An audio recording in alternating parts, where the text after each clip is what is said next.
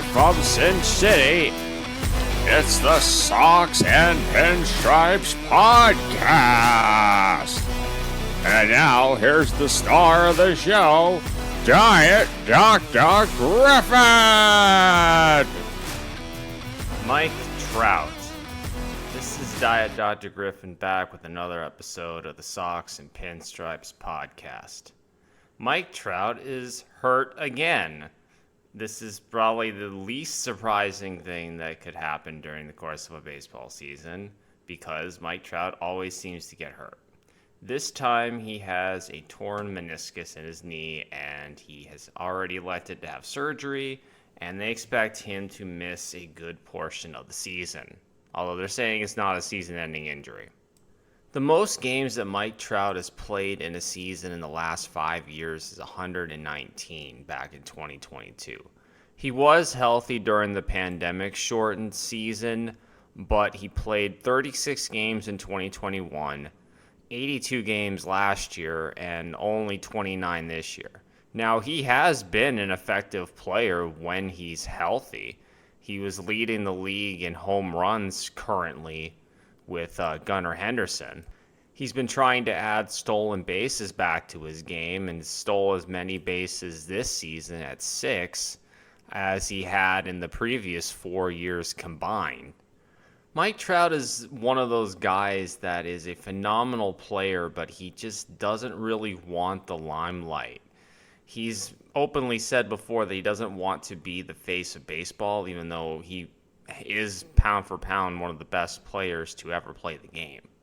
Trout wants to play in the postseason, but he has hitched himself to the Angels, and they are not going to make it in the postseason anytime soon. They couldn't even make it when they had Shohei Ohtani. At this point, if Trout ever wants to be relevant in his life, he needs to spend his time getting healthy from the surgery, showing that he can obviously still play at a high level, and then in the off-season asking for a trade. I would say before the trading deadline, but I don't get the feeling he's going to be healthy enough before then to do so.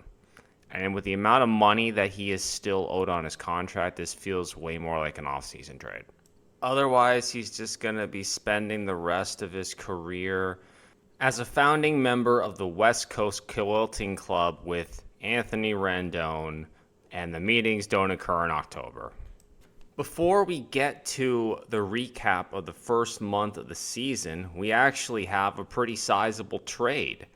Last night, Luis Arias was traded from the Marlins to the San Diego Padres for some prospects and Woo Suk Go, who I completely forgot was still there because he didn't even make the opening day roster. He's getting paid $2.5 million to play in Double-A. Kind of feel for the guy in that way because you're making a big move going across the world and then you get stuck playing in Double-A baseball. Hopefully he'll get to make his major league debut with the Marlins.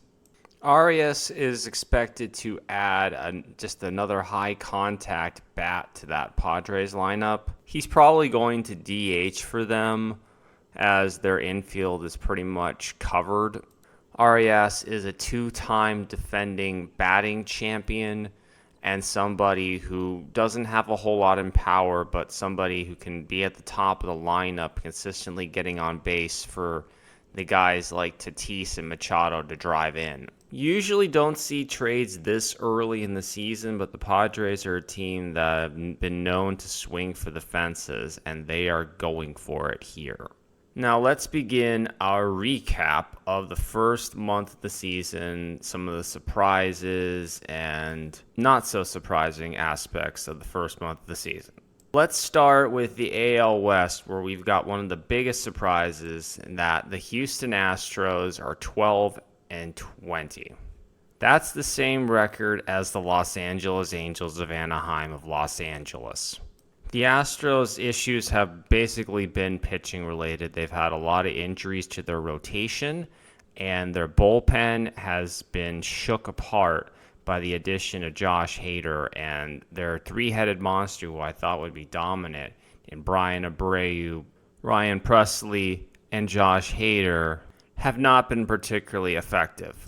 Hader and Pressly's ERAs are both over 5, and Braves is just a tick over 4. I do think that the Astros will turn it around. Their lineup has been playing pretty well, and they just need to get some health in their pitching staff. And once they get Javier back, they should be in a bit better shape. Their bullpen should turn it around. These are 3 very talented guys at the back of games, and they're going to be better over the course of the season. I don't expect them to hang around at the bottom with the Angels for much longer. Most of the other teams in the division are hovering around 500, including the Oakland A's, which I'm not surprised that the Oakland A's are doing better than the Angels. That's a prediction I'm sticking with, especially with the injuries now to Trout and Rendon. Going to the AL Central now, and one of the biggest surprises is how competitive that division is. The Guardians are at top, which is kind of what I thought would happen at the beginning of the season, but the Royals are only a half game back at them with a 20-13 record. The Twins have been on a tear. They've won 11 in a row, and they're now 18-13, and the Tigers are only a half game back behind them. Now, the White Sox stink, and that's something I think everybody kind of thought going into the year. But the fact that the other 4 teams are all over 500 is a really intriguing sign. Now, I don't know if this is going to hold up over the course of the year, but I am very fascinated to see this division turn into something competitive because I didn't think it would be that way. I thought the Guardians would eventually run away with this thing as they had the most balanced team from rotation to bullpen to lineup. The Tigers' pitching has actually been very effective, and Jack Flaherty has had a bit of a renaissance, even though it's not reflecting in his ERA. He had a 14 strikeout start this week against the St. Louis Cardinals, his former team. He has 50 strikeouts already on the season to just 5 walks and is looking like the ace that he was back in 2019. Be very interesting to see if he can sustain this, as he's going to be a free agent in the offseason and a potentially highly sought-after pitcher.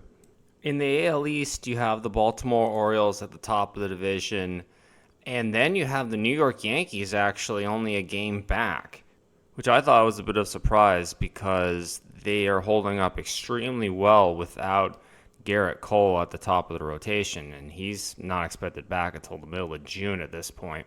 Juan Soto has been the man since coming there, and Aaron Judge isn't even hitting much above 200 at the moment.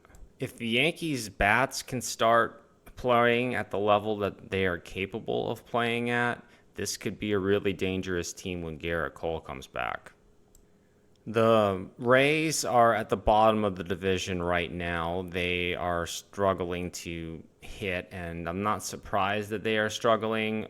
But at the same time, I figured they would be better because the Rays just have some voodoo magic that just makes them overcome all of the logical things that happen.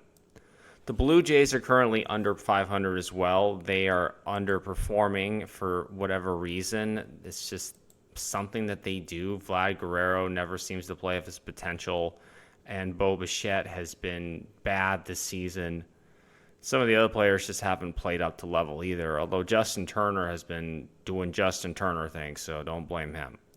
Honestly, though, the biggest surprise in the division is that the Boston Red Sox are in the middle of the pack with an 18-15 record.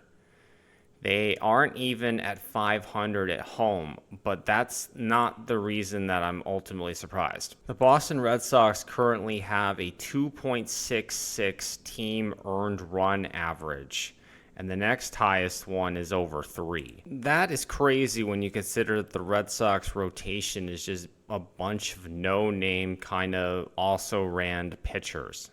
Clearly, the philosophical changes to the pitching that was implemented by Breslow and Bailey during the offseason has paid early dividends. Unfortunately, I don't think this is going to be sustainable over the long term of the season, and it doesn't help that there have been a lot of injuries with this Red Sox team. You've already lost Trevor Story for the season. Tristan Casas has a rib issue. He's going to be out at least 2 months. Rafi has been dinged up here and there as well. Yoshida now, who they finally started playing again, has issue with his thumb and is already on the injured list, possibly requiring surgery to fix. This just screams to me a team that is probably going to be selling at the deadline because they're not going to have enough juice to be able to sustain what they've done so far. Also makes you wonder if they'd actually bother to spend some money on some players, maybe they'd be in a better position to compete this year. The NL East is going basically as expected. The Phillies and the Braves are really good, and the Braves haven't even played up to their potential yet, as Acuna and Olsen and Riley really haven't been hitting all that well.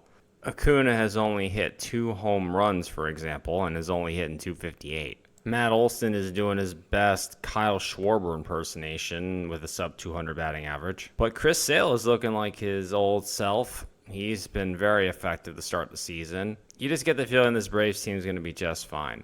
One of the bigger surprises is, in fact, that the Washington Nationals are sitting there at 500, which I never thought would be the case. The NL Central has basically been what I expected it to be, a tightly contested division. What has been surprising to me, though, is that the Milwaukee Brewers are leading the thing at 20-11. I thought this was a horrible team on paper, and I thought they would be having multiple fire sales of whatever players they could. But this team has been scrapping it together with a strong bullpen, a decent rotation, and a lot of youngsters in the lineup. I mean, Yelich is hurt again. I don't know if they can hold up, but they certainly have done well to begin the season. The Cubbies have gotten excellent performances out of Shota Imanaga, who is among the league leaders in ERA at a sub-1 already. Elly De La Cruz is off to a torrid start with 8 home runs and 19 stolen bases already, hitting .288. I don't know if that's sustainable or not, but he's definitely helping the Reds along. I think this division's still anyone's ball game, though.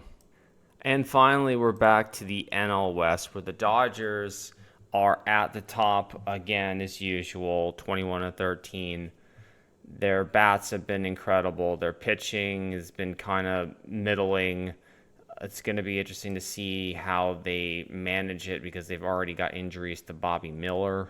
Yamamoto has started to turn it on, and Glasnow has been effective. But the real issue with this team is their rotation going to stay healthy during the full season? I know they're supposed to be getting Walker Buehler back soon, and obviously Kershaw will be waiting in the wings. But do they have enough starting pitching to get through the season and to make it to October? I don't know if they do at the moment. Well, I mean, I know they have enough to get to October, but can they actually do something in October is really the question of this team.